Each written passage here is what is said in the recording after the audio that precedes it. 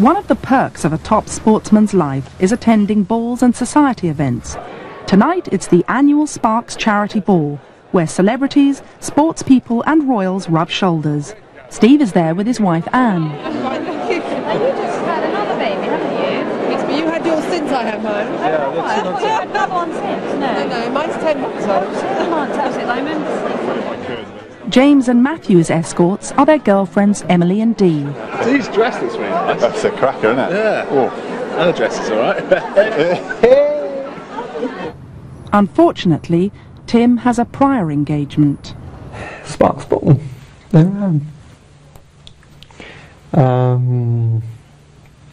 I'll make a cup of coffee or something.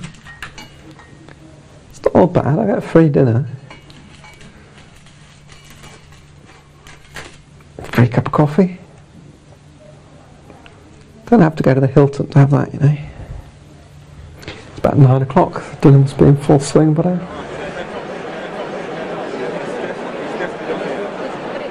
People have been very nice. The card from James and Em and Steve and Matthew.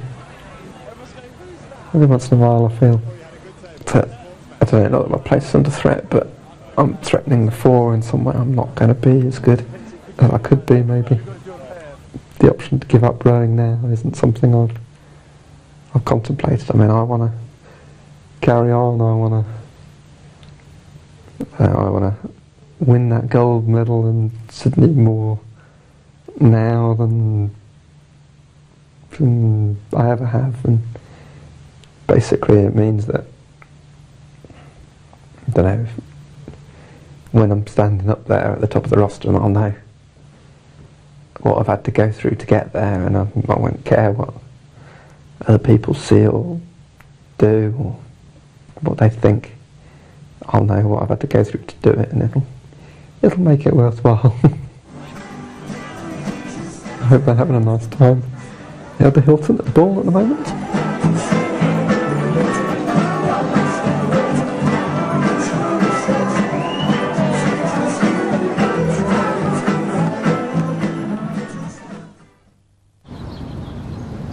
On a bad day, you just wonder if it's worth it. You think it's gone wrong because you're in twice as much pain as you ever were beforehand, before the operation, and you kind of, logically, if you think about it, you know there's going to be an end to it. But kind of when today is worse than yesterday, and it's worse than the day before, if you get a couple on the trot, it's difficult to think logically. Tim's recovery is slower than expected. Jürgen has taken Ed Code out of the 8th boat and put him in the 4 as Tim's substitute. What's not anyway decided? Do we know Now 23, he rowed for Eton and Oxford, but has only recently taken it up full time. According to Adam. Tim, See you. nice to see you. How are you? Okay, yeah. Looking good? Yeah. Feeling quite good at the moment. Tim comes to the Leander for a meeting to find out when he can come back into the 4. Ed Code is here too. How we integrate Tim, you know, and I see it not always straight away as a first thing. So okay, maybe coming back in the team. I must admit, I'm not looking to get back into the team. I'm looking to get back into this crew. I mean, if I was recovering from an injury, my first aim wouldn't be to get back into the team. It would be to get back in where I left off. That just, if it was me, that's just... Yeah, but you've got to think of how much time you've been off. Done basically any training before Australia. The limiting factor I look at is my back. I think by the time I'm fit enough to row backwise, I suspect the fitness won't be so much of a problem. It's going to take time, and obviously we hope that he gets back, but see what happens as it develops.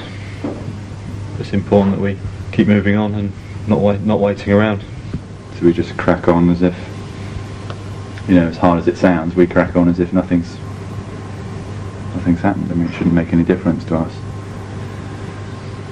We will not slow down now and waiting, and so far we have to deal with Ed as well. if you take it personal and not, you know, and face that problem. Okay, it's a hard business. It's a very hard business. High performance sport, no question. You know that in other sports. Of course, we want Tim back. We proved last year of how much we missed him when he put his hand through the window, and how the fours didn't respond very well until he was back in it, and it certainly gave it a lot more life, and convinced to all of us that it's the four of us in that unit, in those positions, that make it as good as it is. Very, very difficult, and it's got somebody else sitting in his seat. That's harder for him to cope with. Yeah, I do feel sorry for him. It's funny. Just be a member of the team, which was what Jürgen was saying at the meeting.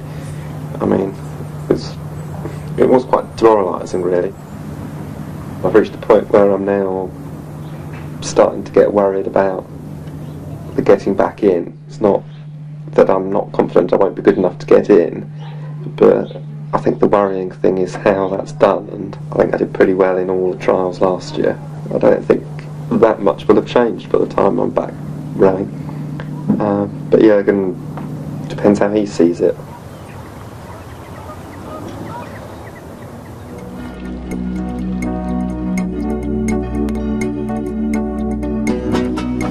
Steve, Matthew, James and Ed go to a training camp in Seville, while Tim stays in England. This is Ed's big chance to prove himself and advance his career. I'm the new member of the Cox's Four for the time being.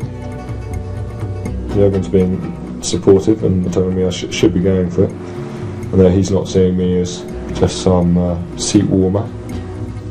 Tim, I'd like to say, is quite a good friend of mine. It's not nice to see him injured in this way at all.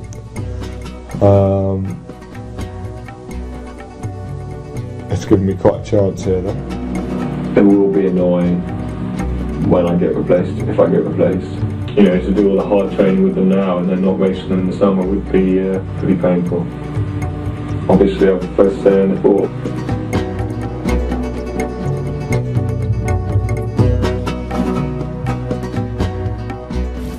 But it's not windy, cold, and raining in Seville. Tim has started training again. He wanted to go to Seville, but was told he had to stay at home. The excuse for not going to Seville was so that I could be at home and do normal things. It now seems that I'm not at home doing normal things. I'm effectively in a cold, wet, windy Seville. Tim's been sent to a rehabilitation centre. He's training hard, knowing he's got a tough fight on his hands to get back in the boat.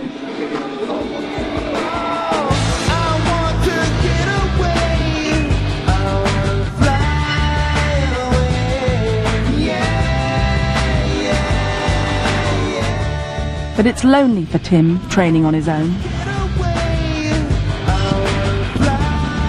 It's good to have you down to talk to, actually, otherwise there'd be no one here. You're my only mate. English half day nearly. Yeah. Oh, was that English half day?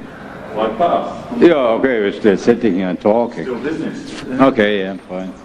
Now the half day You don't just count the hours on the water, Jürgen, it's the talking about it and the focus that you have as well that's got to be... Steve doesn't lose focus right until you stop talking. Yeah, once you said, right, I think session's over. Suddenly you realise how tired you are. Oh!